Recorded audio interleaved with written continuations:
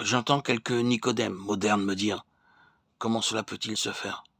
Comment pourrais-je vivre une telle vie chez moi, où je ne rencontre ni aide, ni sympathie, mais des sarcasmes, et où, pendant si longtemps, j'ai mené une vie de défaite? Comment puis-je vivre en harmonie avec mes principes, dans mon milieu où règne la mondanité et le péché, où l'on ne parle jamais de Christ et où l'on ne pense même pas à lui? Comment pourrais-je avoir une vie spirituelle au bureau, où tous ceux qui m'entourent ne vivent que pour la terre? Comment pourrais-je vivre sur un plan supérieur dans mon église, si elle est mondaine, et si je n'y reçois ni la nourriture ni l'enseignement dont j'ai besoin? Évidemment, vous ne pouvez pas vivre cette vie, mais Christ le peut. Christ en nous peut vivre cette vie toujours et n'importe où.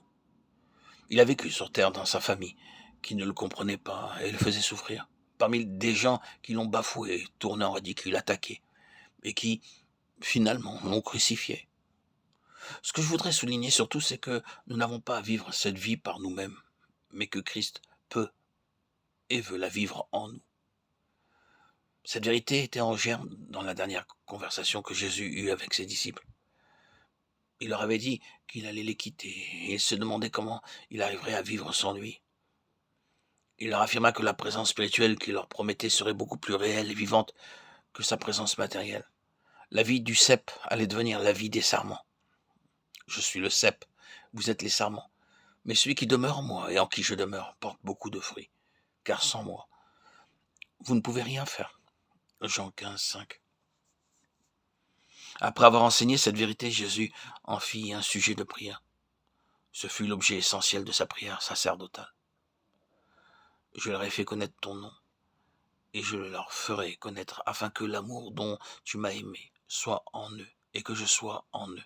Jean 17, 26. Avez-vous jamais médité les derniers mots de cette prière? Que je sois en eux. Ces mots si simples, mais si riches de sens expriment le plus profond désir du Seigneur à l'égard des siens.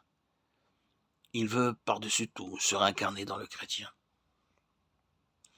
Paul saisit cette vérité merveilleuse et s'est laissé saisir par elle. Elle fait corps avec son expérience, sa prédication et son activité missionnaire. Christ vit en moi, et pour moi, vivre, c'est Christ. C'était là le summum de son expérience personnelle. Pour Paul, il n'y avait rien au-delà. C'était la vie à son niveau le plus élevé.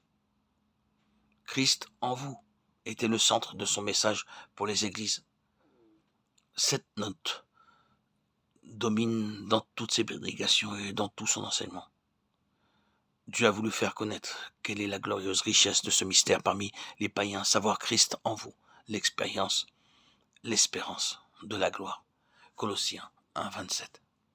Christ en vous. Ces mots exprimaient l'ambition ardente de Paul dans son activité missionnaire. Il n'avait qu'un objectif, quel que fût son travail, que Christ fût formé en chaque croyant.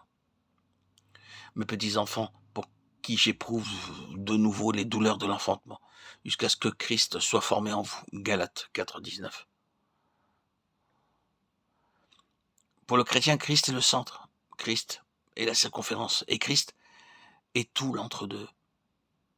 Suivant la parole de Paul, Christ est tout et en tous. Christ est la vie de notre vie. Quand Christ, notre vie, paraîtra, alors vous paraîtrez aussi avec lui dans la gloire. Colossiens 3, 4. Christ est-il votre vie?